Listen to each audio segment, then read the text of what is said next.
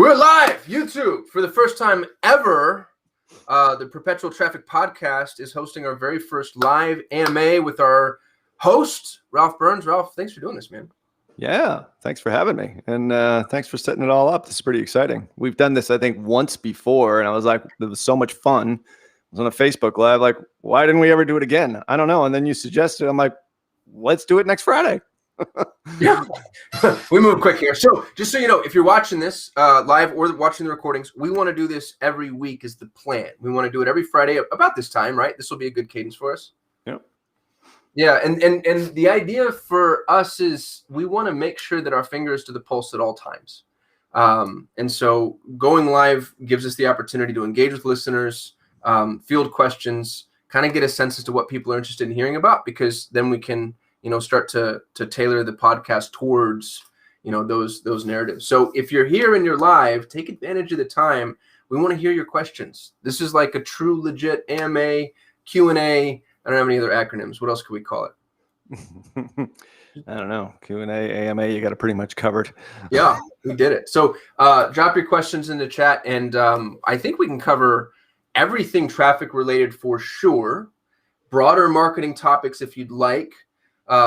Ralph is a phenomenal entrepreneur, so we can go even broader if we need to out on the periphrasis. But in an ideal world, I think we're probably staying pretty close to, traffic, digital marketing, etc.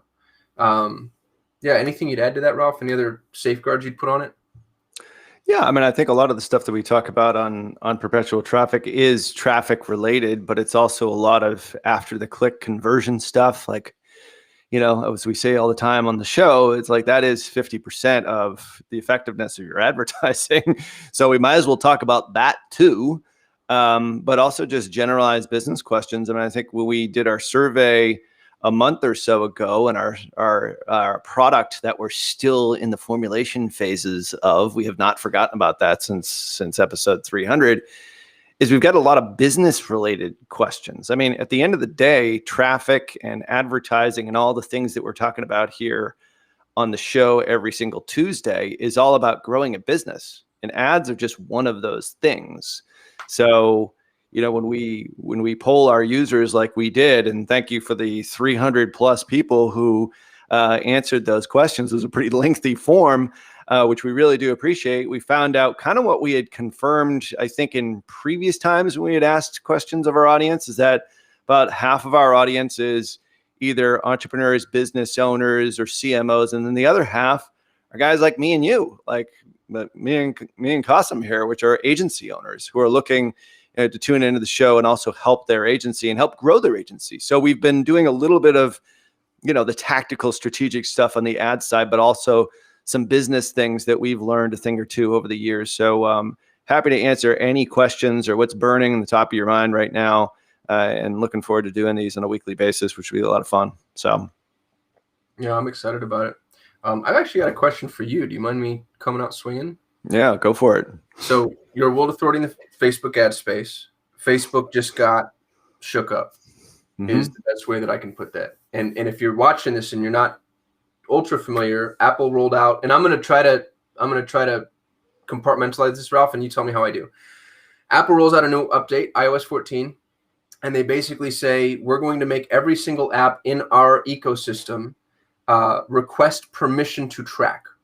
And the permission request is very unfriendly. It kind of veers towards you should probably opt out, is the way the language reads to me. So what that means, because Facebook is predominantly a mobile app, I realize that they have a web interface, but I think most people are engaging with it via mobile.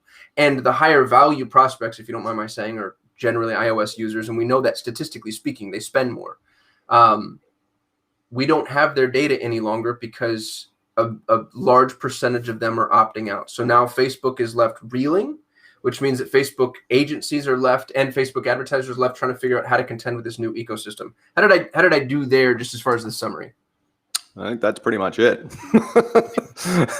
That's it in a nutshell. I mean, it was rolled out in sort of two phases, and I'm trying to get a screenshot of the two opt-ins that I saw when it actually happened to me on both of my Apple devices. But basically, there's a pre-prompt and then there's an ATT prompt.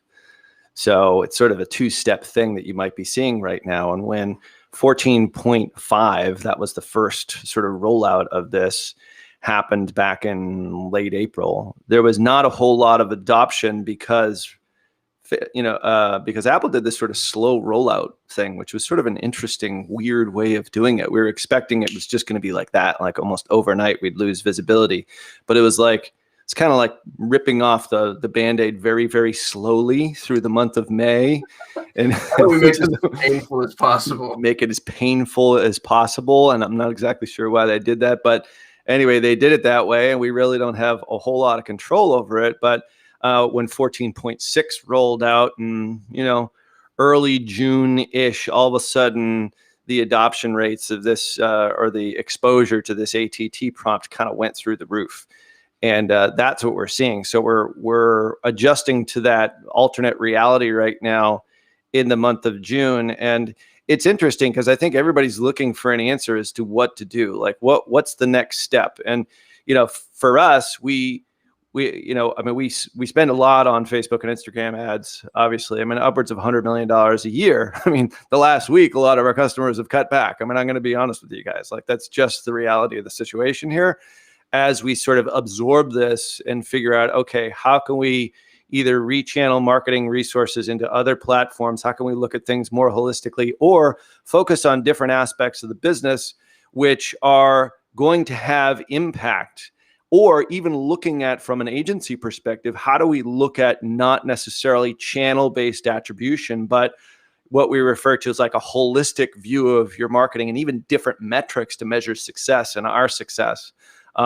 So as an agency, what we've done is we realize that, is there a magic bullet to fixing this thing? No, there isn't. Are there things that you can do to help mitigate it? Some of the signal loss, yes, you can. Is there an absolutely perfect solution? No, there isn't. And if anybody has told you otherwise, they're pulling your leg. I don't know if we can swear on this show, but I really feel like I should because I always don't on Perpetual Traffic. If we were going to swear on any topic too, this would be the one. Like, this is like the one F-bomb worthy. Like, how have they done this to us? It's F-bomb worthy. Yeah. But what I've seen is like the last month, and I remember when Power Editor went away. I remember when the Pixel went away. If you guys can even like remember any of this stuff, this makes me like a total dinosaur in the Facebook ad space. Is that we've been through these shakeups before. So what is it that you do? This is a big one. I'm not going to kid you.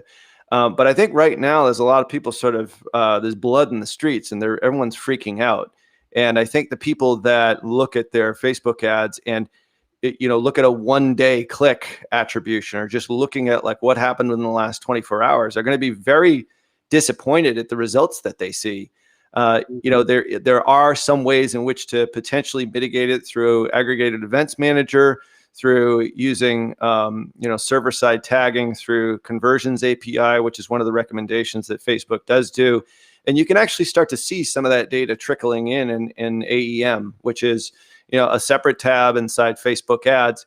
And in some cases, we're seeing like the signal loss that we're seeing inside Ads Manager is being mitigated upwards of 50% through aggregated events manager. So we are seeing those events coming through. The question is really for me, like the big question is yesterday was June 30th. And this is when Facebook and I posted this on Twitter, a picture of Ben Stiller from, now I'm forgetting the male model, Zoolander. Jesus, how could I forget that?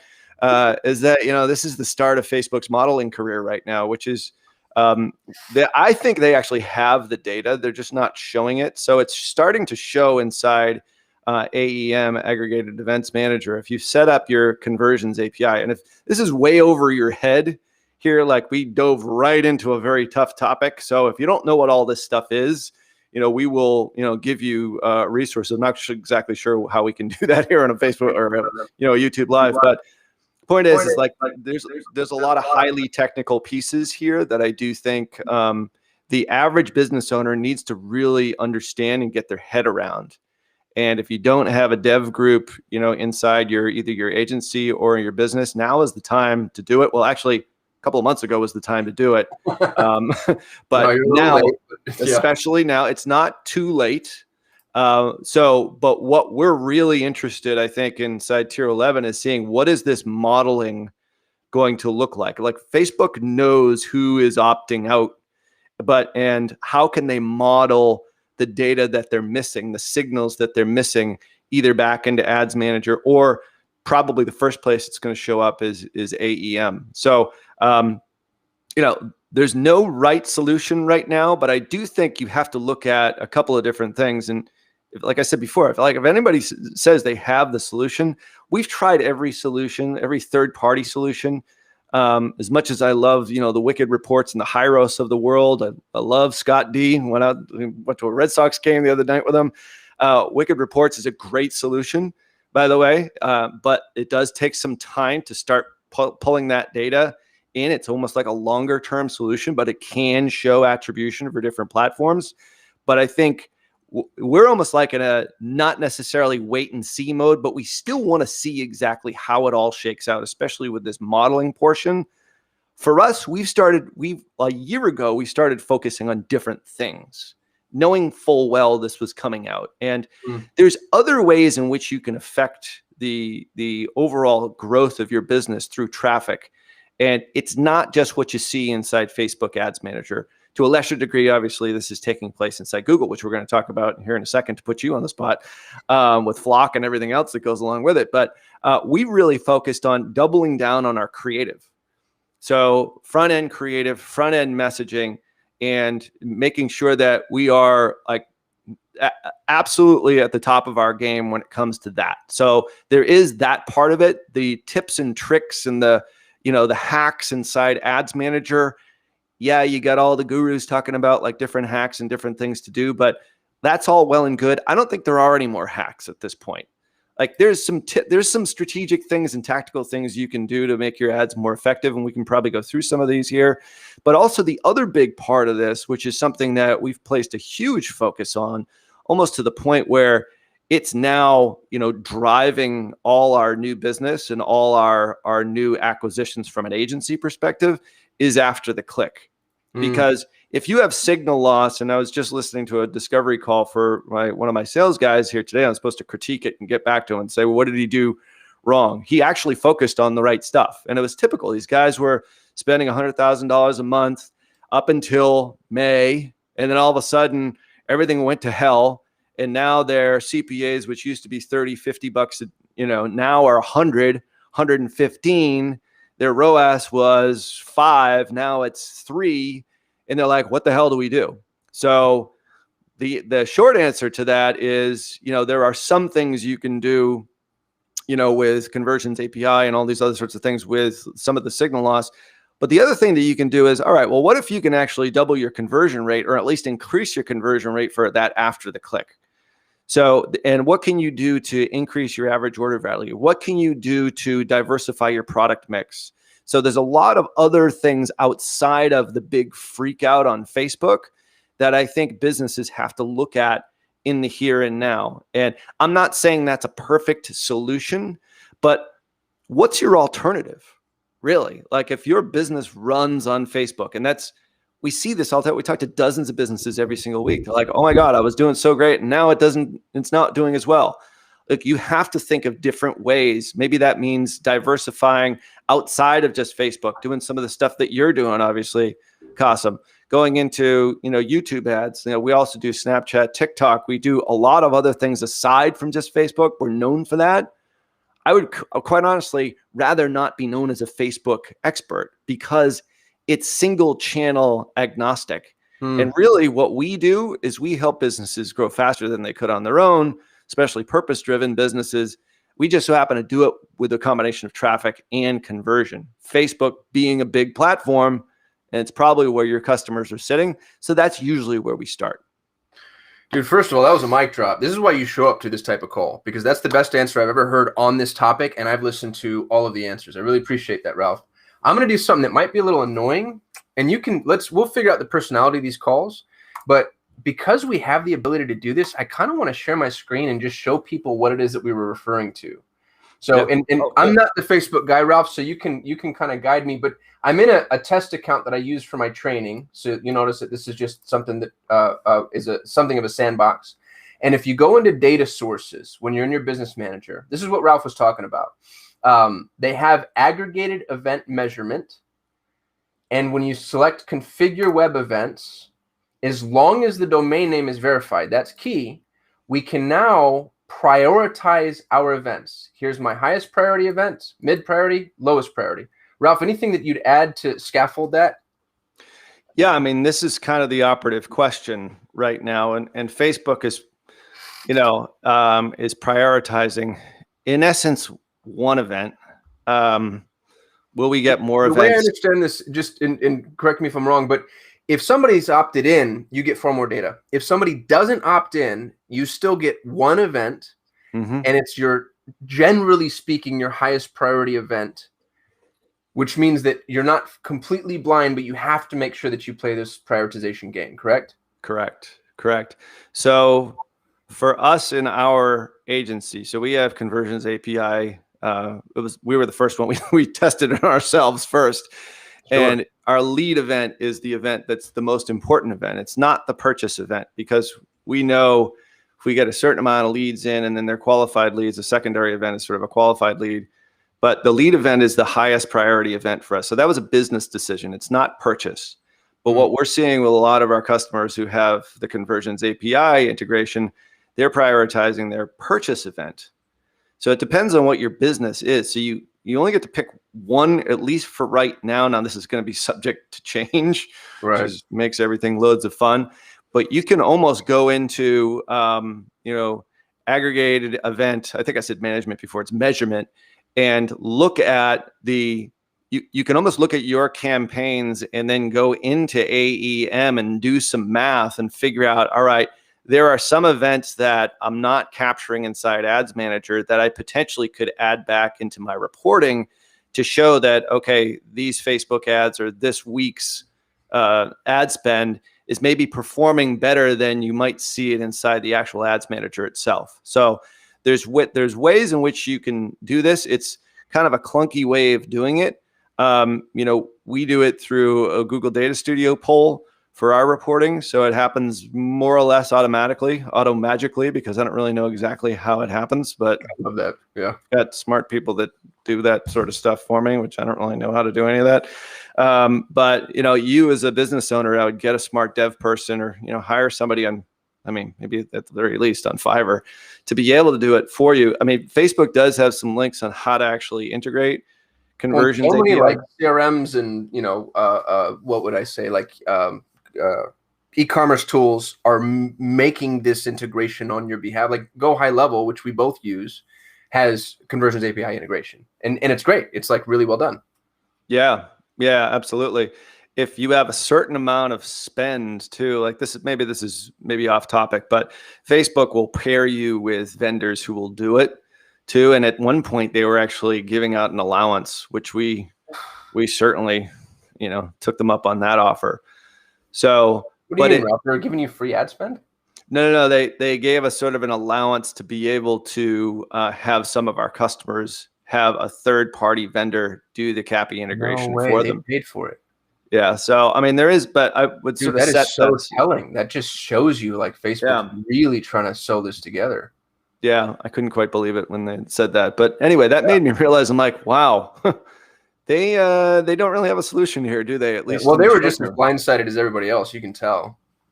Yeah, I do think they were.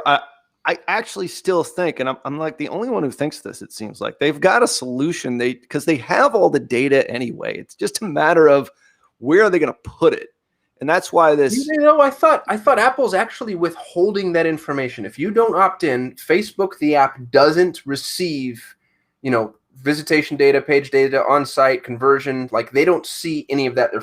I was under the impression up until you just said those words that they were flying blind. That's what we've been led to believe. I don't know as if I believe it. It's just there's too much data. It might not be like Google data, like the stuff that you see, like 20 million data points. It might be, 3 to 4 to 5,000. You know what I mean? Like whatever it happens to be, 7 or 8,000. But still, there's enough that Facebook knows about user behavior. This is just my guess. This is my theory. I'm going off the cuff. Do not do not take my words set in stone here. They have not been approved by our attorney or anybody here at Digital Marketer. This is what I think.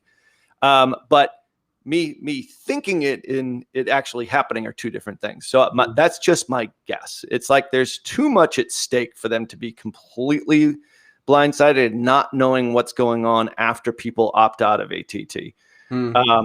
So that's just my thought.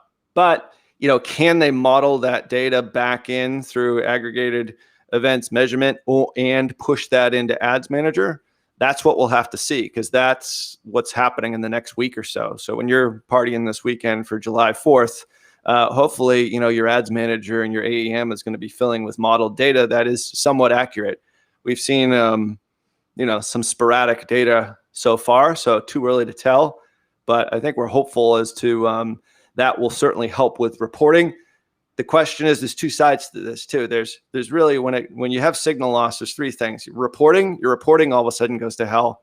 Your custom audiences, which you're capturing data outside of the platform, goes to hell. It's not getting all those like level 1, level 2, level 3, or really level 2, level 3, level 4, which is like page view content, add to cart. You're not capturing all the events that you should be, unless you're prioritizing them in AEM. But in most cases, we're not. We're prioritizing probably lead or purchase. Once again, going a little bit techie here for some of the folks who are listening or watching. And then the third part is the optimization. So if you're getting less signal back into Ads Manager, what does that mean for the Ads Manager? That means it has less data to be less smart to circle the wagons on your ideal prospect for your cold traffic audiences, even some of your warmer audiences.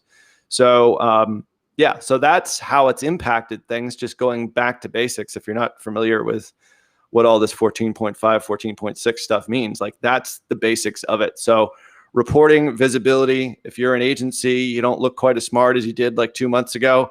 If you don't have the conversions API integrated and your domain verified, you should have done that a couple months back. Sorry, we warned you on perpetual traffic, like going back to January. To say, but this is why this honestly helps agencies. Like if you're flying solo, and you had an agency that was there to help you walk through all this and do this for you. If you're going to advertise, I think this hurts small businesses. I think it helps agencies, because now the agencies really know what they're doing. If you're spending any real amount of money, they need to be working with tier 11 or somebody above board that actually knows what to do. I mean, yeah, I would think so. I mean, we have more resources and more brains on it, as opposed to the single business owner who's maybe running, a couple $100 a month. I mean, I think they're the ones that are hurt by it more.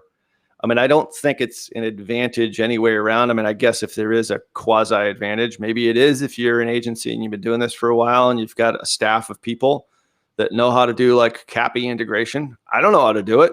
Most business owners don't know it either, but, we sort of assign somebody to do it. And we've got, a team of really smart people that help integrate that. We also, have a partner manager on Facebook, only because we spend a lot of money with them. And I'm always like, it's a double-edged sword. It's like, as soon as we stop spending money, they're not going to be that happy with us. Yeah. And they're going to dump us. So that's always my paranoia. I don't think they ever will, but the point is like, it's always in the back of my mind. We've got to keep up our ad spend. We've got to keep, bringing, new business into our business manager, because it gives us strength to afford opportunities for Facebook to actually potentially, have a third-party vendor help with CAPI integration for one of our customers. Like there's leverage there. So yes, I guess to your point, the small business owner is the one that's hurt the most.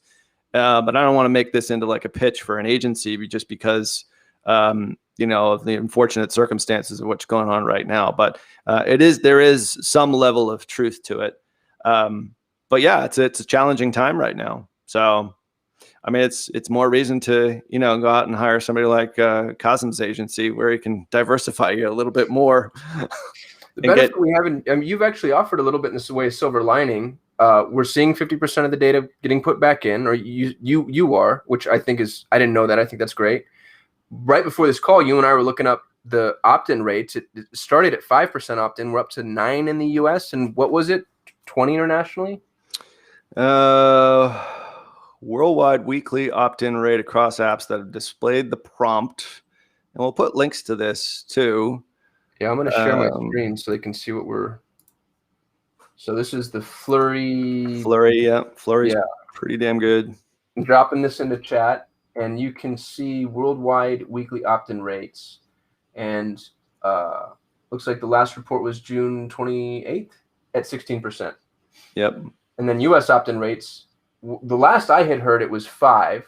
Now we're up to 9. So the trend line, if it continues, I think that's a good sign for everybody. Yeah, there's a couple other data points. Let me see if I can grab a link there if people are interested in it. But it's been rolled out to a higher percentage overall. Oh, DigitalMarketer just put it in there. That's very nice of them. Yeah, let me get another link here as we answer some more questions. But there's a couple other data sources that we use here to try and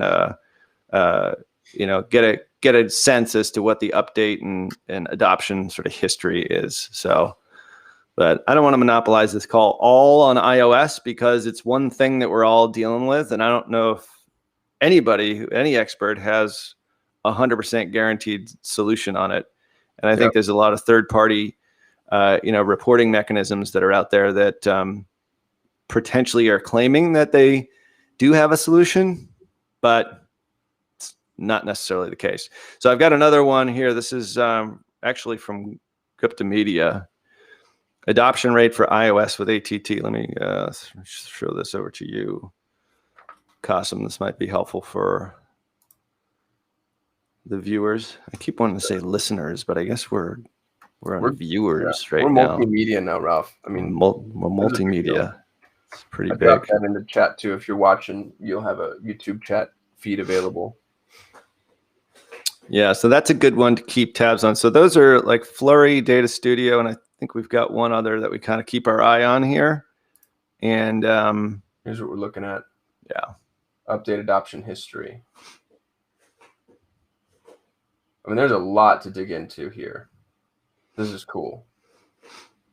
So it's showing that there's an adoption rate of the actual iOS version. Is it called a version?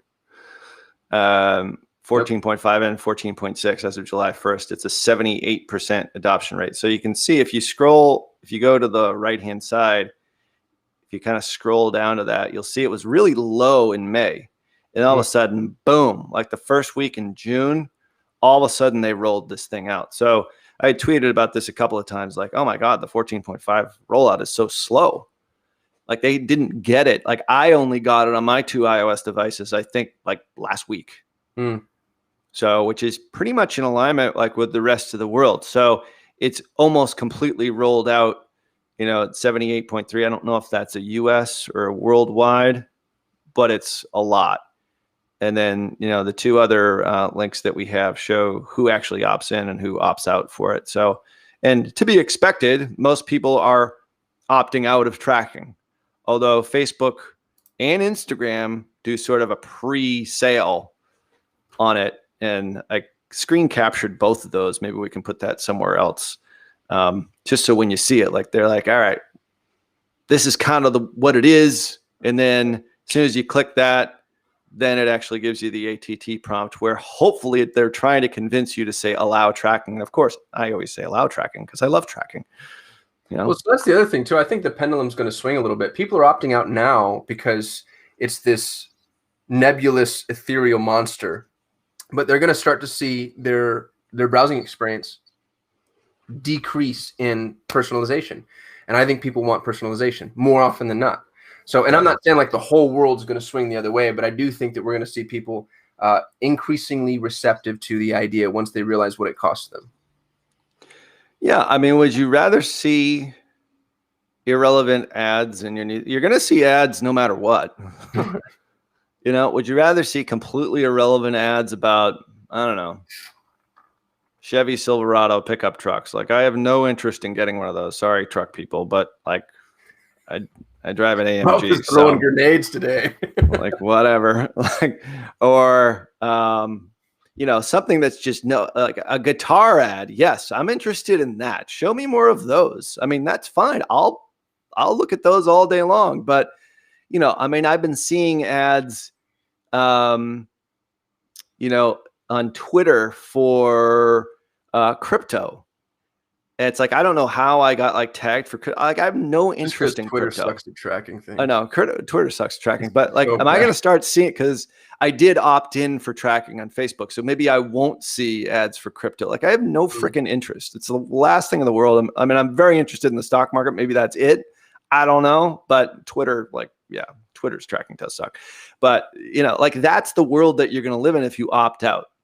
So if you're on this call here today, if you're on this, live today, chances are you're a digital marketer. So probably you are allowing tracking, but think about the rest of the world. Like, they're not really, they don't see what happens sort of downstream. You know what I mean? So it's going to be a less interesting user experience. So we'll have to see what happens. So that's 31 minutes on iOS. Damn, isn't that a lot? We got some questions coming in. I'll transition. Henry from NYC just wanted to say hello and thank you all for doing this. Henry, thanks for watching. Appreciate you. You bet it, buddy. Regina, do you think it will ultimately raise the barrier to entry for small businesses? Meaning, if you want to get started with ads, you need a larger upfront investment of ad spend just to gather data. I would say that assessment is probably right. I mean, can you still achieve a modicum of success with a small budget on Facebook? I would submit yes. But if you have a really tight, if you just want to get, I look at it this way. All right, you're a local business, you're a restaurant. So before I started doing all this, I was in like my local BNI group, and I always sort of refer back to Business Networking International. Like, we met every like Friday at like 7 a.m. and had to get up and do my 60-second speech. And this was when I was just first starting. And really, it was horrible. Actually, it's still some of the guys and the people that I was in that group, I'm still friends with, but they're all small business owners. Like, there was the attorney, there was the plumber, there was the contractor, there was the electrician, the guy who mows the lawn, the landscaper. Like, that's what the group was. If they all like take their posts, like in the restaurant owner, the insurance business guy, like, all they were doing is, like, whenever I would advise them, they couldn't really afford us at that point in time. I was like, well, just, post interesting stuff that's related to your business and just boost it for the 10 miles around your office, 25 miles around your office, and raise that awareness. Is this going to impact those people?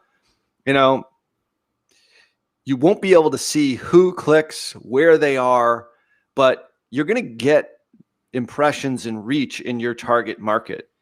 And I remember the insurance guy kept telling me, he's like, yeah, we just keep like posting interesting pictures of like people in our office and, things that we're doing. And people would just call because it was like brand recognition.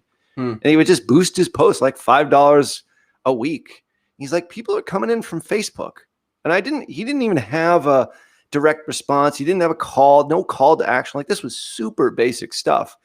And it was effective. So I forget who asked the question, but that was Regina. Regina asked the question. I would say for businesses like that, unless they're asking for a really specific maybe conversion, they're looking for a conversion fire, or they're looking for like an opt-in for the offer, or any sort of like lead, like download our 10 favorite recipes or something like that. If you're a local there's a local store called Bon Appetit right near me. It's like they have a lead magnet, our best like 10 recipes. So it's like something like that. You're still maybe you won't get the conversion data, but you still will get the exposure. So for a local business, that the impressions and the reach aren't really changing all that much, because that's not a metric that needs a lot of signal. Especially if you have a small budget and you're just promoting to a local audience. So I kind of go back and forth on this. I haven't really seen the data, but like, logically thinking about it, none of that's changed. Like, for $5 a week, you can still, as Bon Appetit can go out to all the residents of Bourne and say, hey, these are our specials this week. We just introduced you like the chicken a la king. And I'm like, great, I see that. I'm like, I'm in there. I'm buying that, 3 or 4 of them because I got 2 teenage boys I have to feed.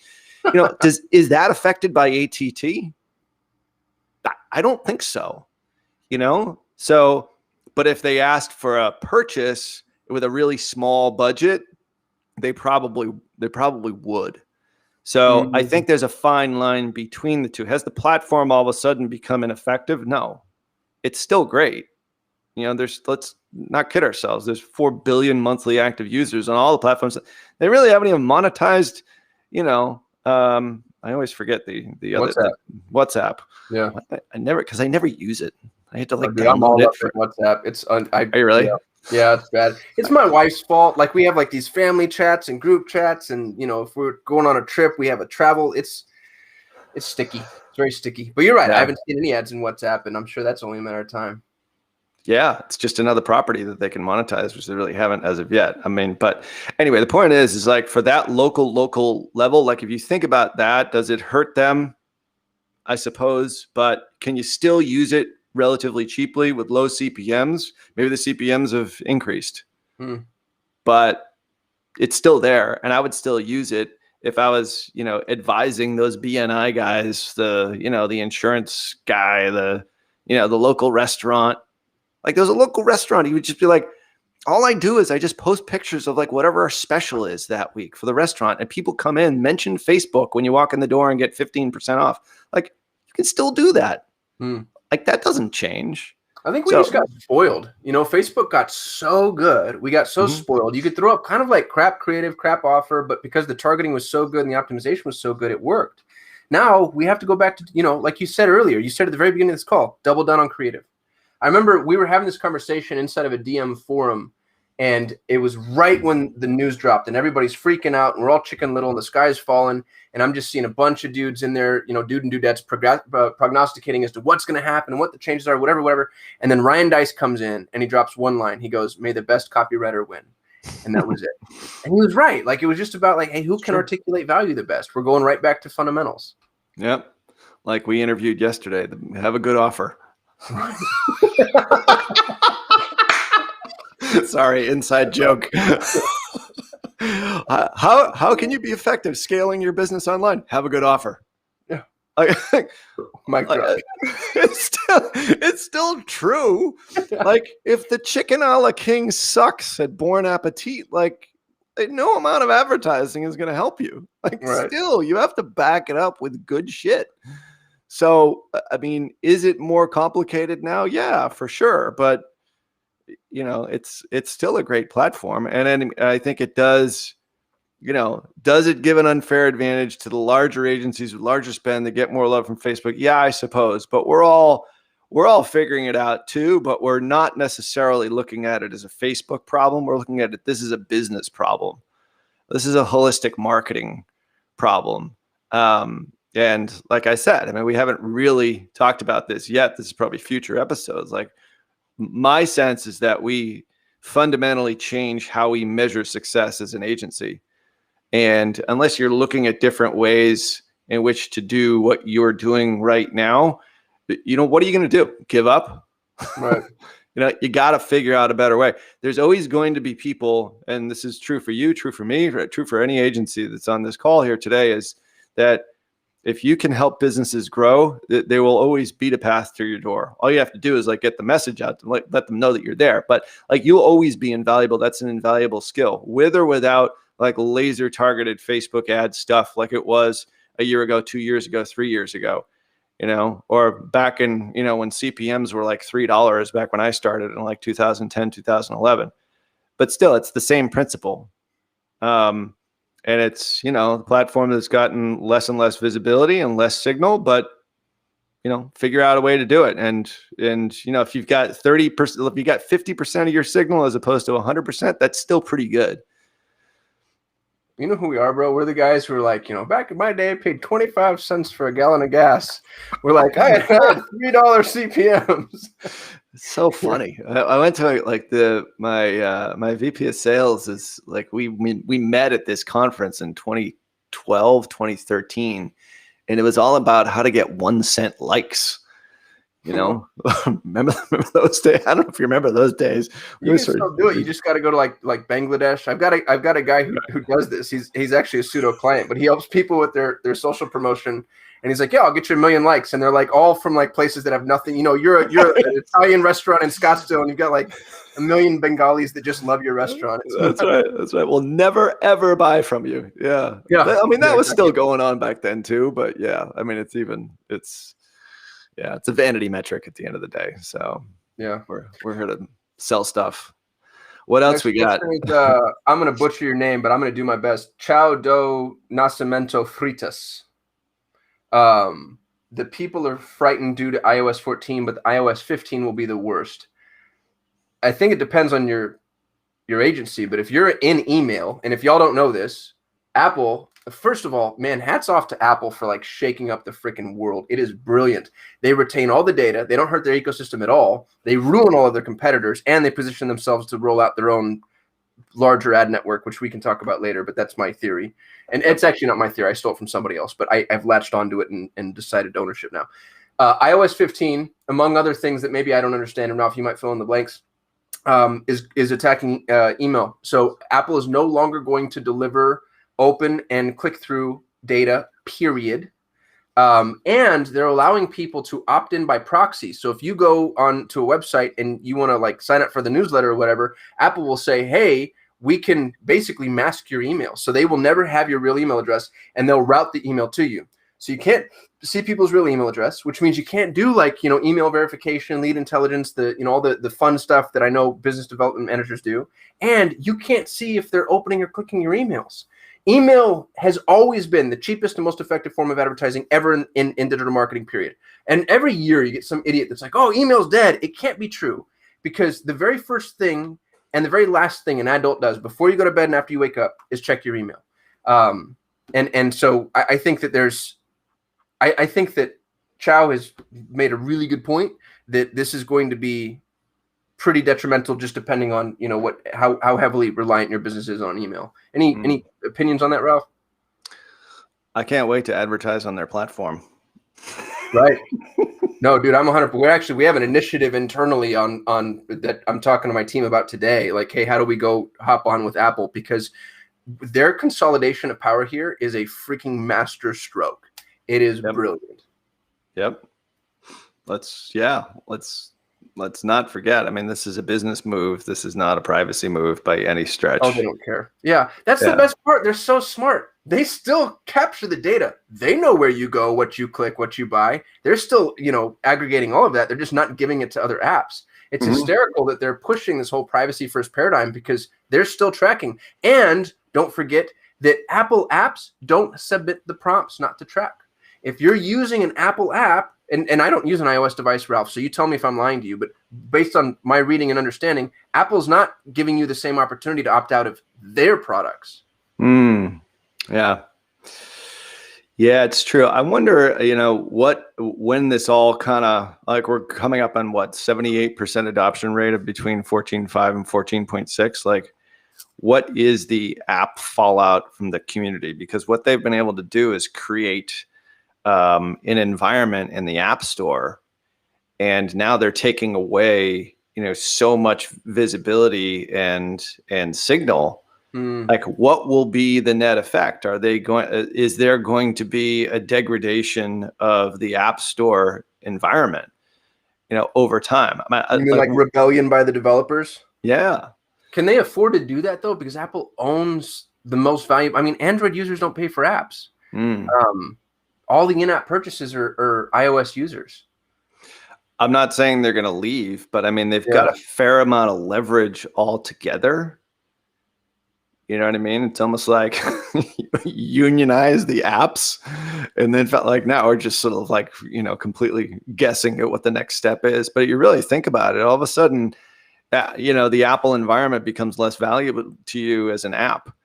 And what can you do? Like, what's your recourse? I'm surprised I haven't seen more of that. Like, maybe that we should get an app expert on here, because I'm certainly not one. Oh, dude, we want that. If you're watching this and you know somebody, ping us. We want to talk to that person and interview them. That's a good call. We absolutely need to talk to them.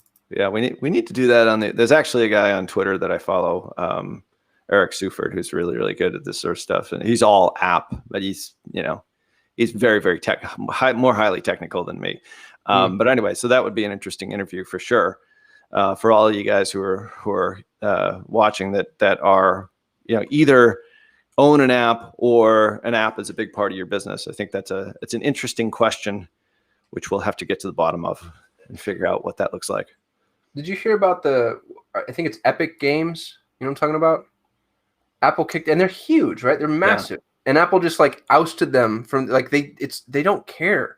They're just, and I think you're right. I think there needs to be a tipping point or boiling point where there's enough pushback for them to take notice. That's an interesting point. Next question from Mark Wunsch. If this is the Mark, what's up, buddy? I know this guy. Did you guys opt in or out when prompted? I'm not an iOS user, Ralph. That one goes to you. You said you opted in. Opted in. Yeah. Why wouldn't you? I mean, especially given what you do. If you didn't, that would be funny. Screw Tim Cook. Right. That's a t-shirt. We need t-shirt printed. That's awesome. We got a question from Brian. Brian says, I have a very specific question about Google Ads for lead generation. What's the lowest price/cost of services you should have to be able to run Google Ads effectively? Say you're outsourcing teaching services and the teachers get 50% for each student and you get the same amount. So you're sharing, basically. You're more or less an affiliate, it sounds like, Brian. Is it even profitable with Google Ads? I've actually got a tool for this. That I've shared with the DM crew before. Let me pull it up. Share my screen. So I'm going to call this a viability study. What you can do, Brian, is you want to go into Google Keyword Planner and figure out what your average cost per click is. So decide what your threshold for paying as far as monthly spend is. Maybe it's 10 grand, maybe it's 1,000, whatever it is. We'll say it's $1,000, and then figure out what your average cost per click is. So I'm going to say, given the space that you're in, let's say it's $2. The average CPC across the entire Google ecosystem is $2. Now that's misleading because the more high commercial intent to key phrases, the more expensive it gets. If you're a personal injury attorney in Los Angeles, your cost per click is $500. So don't latch on to that $2 number I just gave you, because chances are if it's any level of competitive, it's more than that. But just using it for round numbers. Now you need to decide how much you make. You said that you make $100. And then my question beyond that is, what's the lifetime customer value? If you make $100, is that one time, or are people coming back? If there's additional lessons these teachers are giving, do you get paid again? So let's say that your lifetime value is 150. There's, half of the people return for another lesson. How well does your website convert? 3% is low, 10% is good. I have websites that convert at 30 and 40% because they're phenomenally dialed in, and we're bidding on very, very, very relevant traffic. This is a number you have to guess at if you don't know. And you'll be able to, kind of wordsmith this a little bit. And how well do you close? Of all the leads that you generate, this means if everybody that lands on your website, how many of them will fill out a form or call you? And if everybody who fills out a form or calls you, how many of them actually buy? And you might say, dude, I'm an assassin. I'm the best sales guy in the whole wide world. I get an 80% close rate. Or, you know what, it takes a lot. We have to qualify. Some people don't know what's going on. I get 20%. Let's split the difference and just say 40% here. Put the cost of your agency, if one exists here. If you don't have one, then what you're looking at, if you spend $1,000 at a $2 CPC and these numbers hold true, is your return on investment lifetime is 300%. That's a hell of a deal. You just proved viability. Let's say your CPC is 5. You lose money month over month, but you do make money lifetime. Not much, but you're making money. And then if our CPM goes up to, or CPC goes up to 7, we're losing money. This is no longer viable. So I'm going to drop a link to this document in chat. If you're not lead generation, if you're e-com, you can do the exact same thing, the exact same study, but now the conversion rate is obviously a one and done. So y'all can ignore these numbers. These are just what I use for my training, but I think this document is really helpful, and I hope that helps you, Brian. Super good. One of my favorite topics in the whole wide world. We do this for everybody. Like if before I bring on a client, I'm like, well, can you be profitable? And what's so funny, man, is people lie. I'll ask them, what's your net profit on, the average deal? And they'll give me some fluff number. And then we go through the whole thing and I'm like, all right, well, this isn't going to work. And they're like, well, all right, let's go back to the profit thing because I gave you a number that was way too low. Like you kind of turn the tables on them a little bit because you show them based on what you're telling me, your business isn't viable. And then they come back in and they start to try to talk you into it, which is kind of a fun place to be.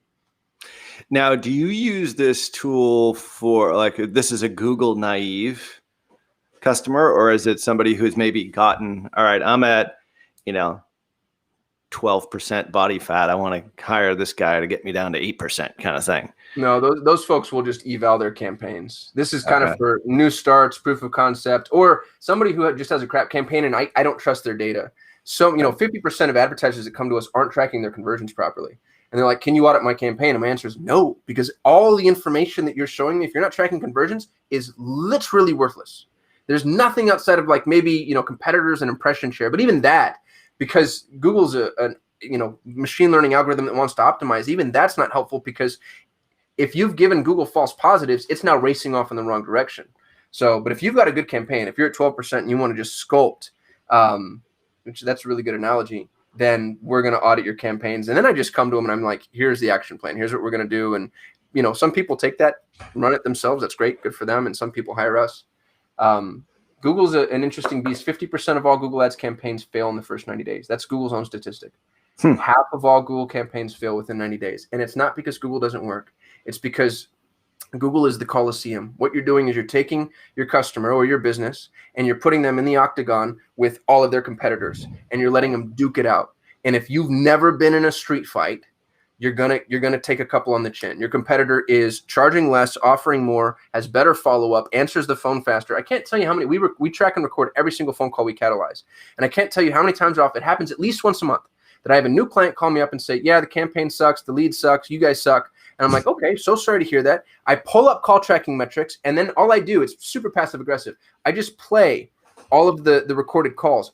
50% of their leads go unanswered generally. And then the ones that are answered, like I had one gal, God bless her soul, we were running a competitor campaign, bidding on the competitor terms. The client knows this. The receptionist answers the phone. Somebody's asking for the competitor, and she's looking up their phone number to give to them.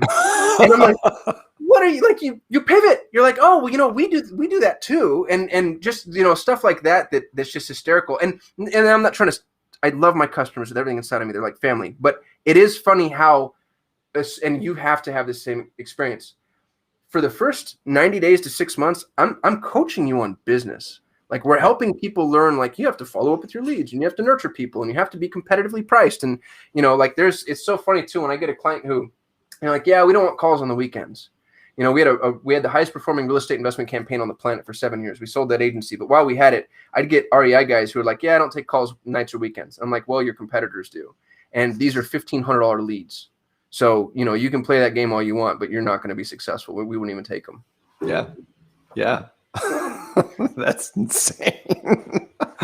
But I mean, don't you just find sometimes that what your customers need, and like we're talking about agency customers, don't necessarily need traffic. They more need coaching on business. Dude. And maybe it's because I'm, I've been around the block a few times. I got punched in the mouth many a time, but it's like, that's the value. Like if I can bring that value to a customer, I know that's going to change or just change how they view things. It's like they expect such fast results. And this is where it's always sort of a change.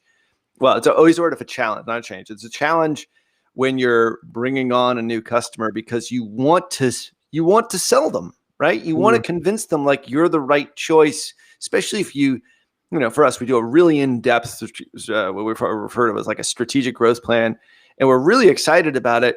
But the results typically don't happen within 30 days. Like this is an investment, and it's like coaching them through. All right, we're figuring this out. We're not going to just come in and just magically make 3 changes, and all of a sudden everything's going to be 10x ROAS. I mean, it's more along the lines of, all right. Especially now, I mean, there's a challenge. There's the environment, the digital environment has changed significantly. So it's even more so. But I think I find that most of the conversations that we have internally, and, maybe including me, sometimes maybe not, are more business conversations. And that's one of the reasons why we just made this, shift to say, if we're just an ad agency, like just another freaking ad agency, like we're going to fail more oftentimes than not, unless we get super, super deep and actually go so far beyond just the ads and into their business and really go deep there and understand all of that. Because I think once you get a holistic understanding of how business really works, you're going to identify those things like, their customer service people are giving out their competitor like you start to get really granular, and those are the things that really make the big difference. Like then all of a sudden your ads are that much more effective.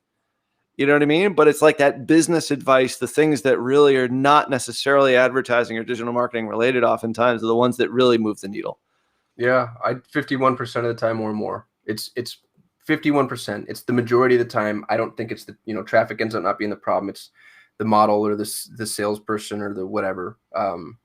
Couldn't agree more. It's interesting to see we end up being business coaches. I don't know how to monetize that. The majority of the value that we provide to our clients isn't running the traffic. It's helping them see all those other things. Yeah. Yeah, that is a challenge.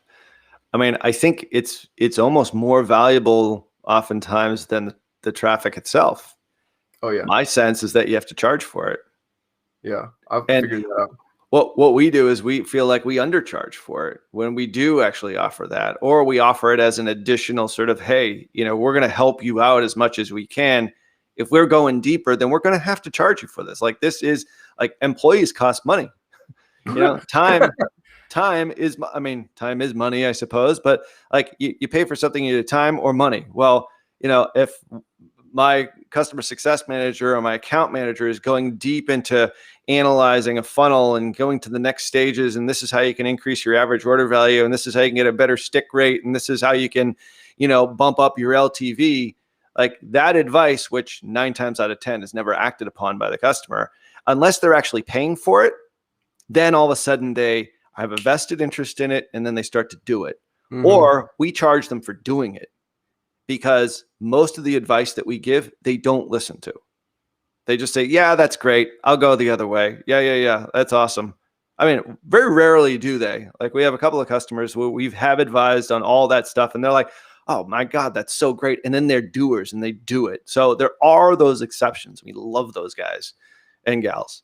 But more often than not, unless you're paying for something, it's like you don't value it. Yeah.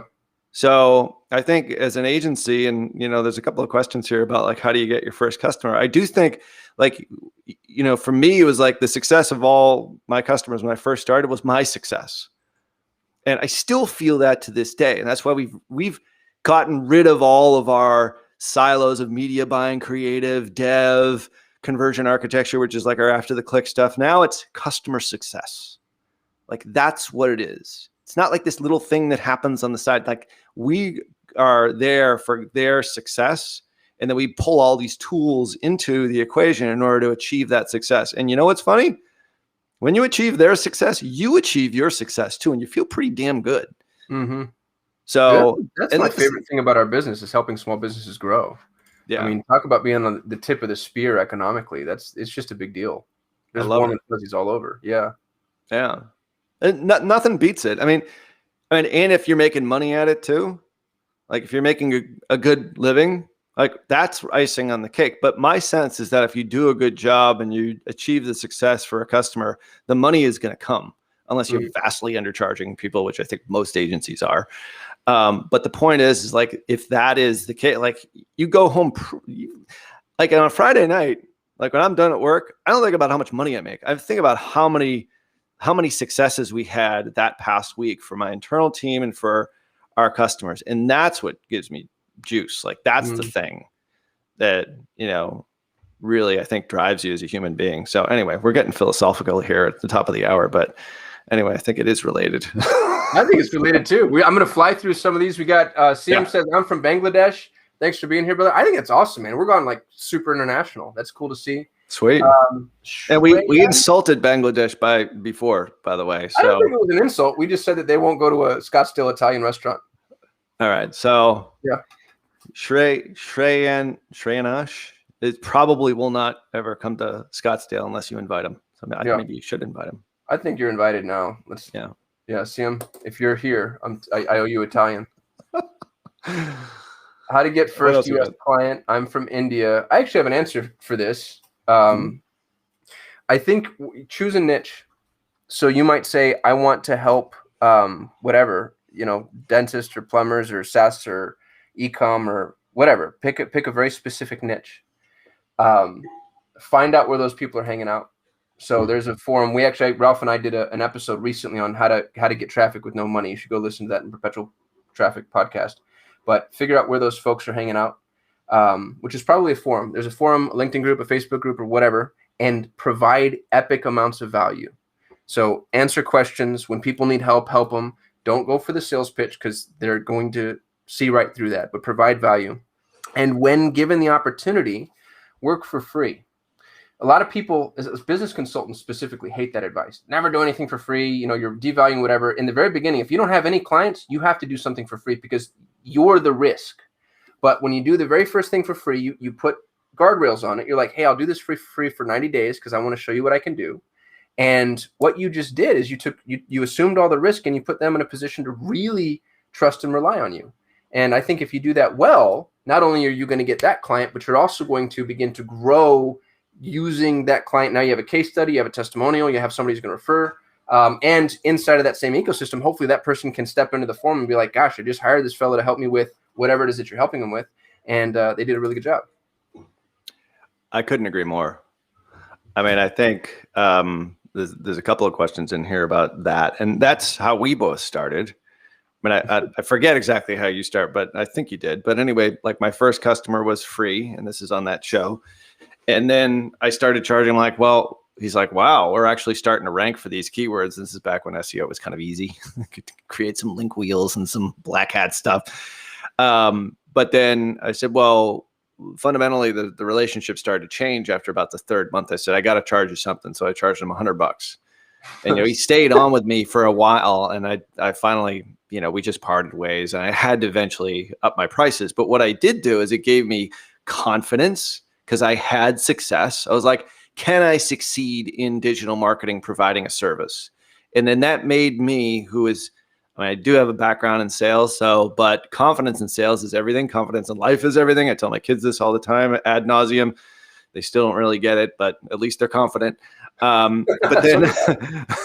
then, the second part is like, I had a case study. I could say, yeah, I've been in that niche before. I've done this before. And let me show you some of the results. And then now you have confidence, you have viability, and you've got some credibility. And then you can go out. And then that's when I joined BNI. And then I was like, all right, well, then I started espousing. I got a couple of other customers that I did either really low priced work for or started for free. And I just did absolutely the best job I possibly could. Their success was my success. And then I parlayed that.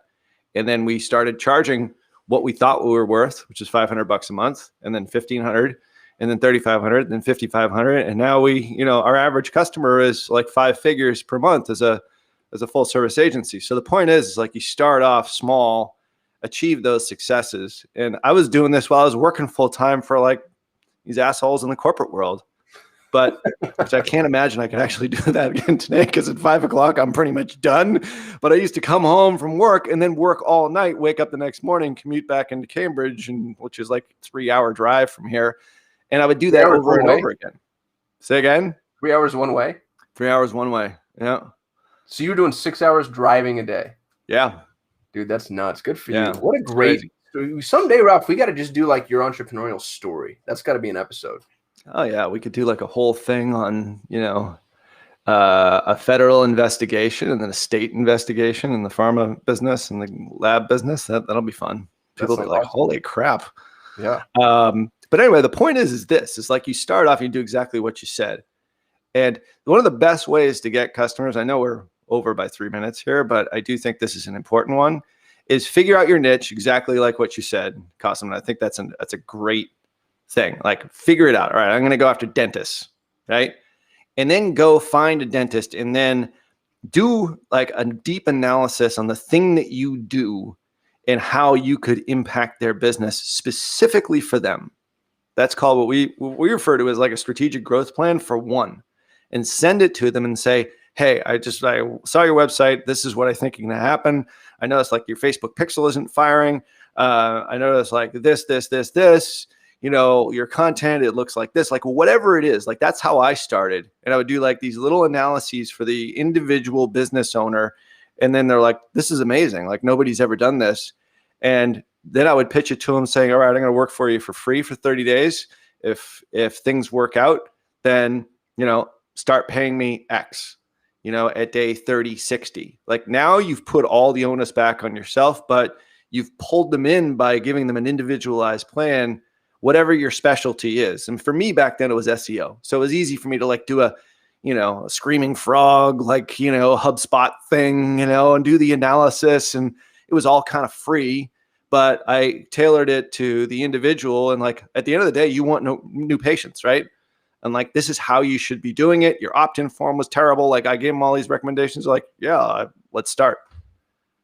So I think that's an approach that's a little bit overused now, but still, if it's in a niche that is specific and, the riches are in the niches, as they say, go after that first and, work for free or a very, very low rate. But then at a certain point when you reach a level of success, you have to start charging what you're worth.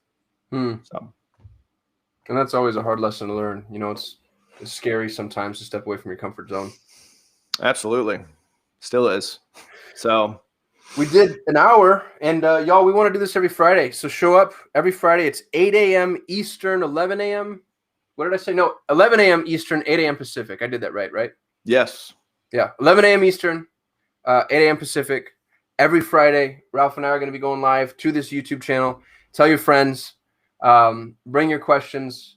And this is exciting, man. This is going to inform the Perpetual Traffic podcast, and hopefully we can get more interactive and all that good stuff. If you were here, we appreciate you showing up, and we'll see y'all next Friday.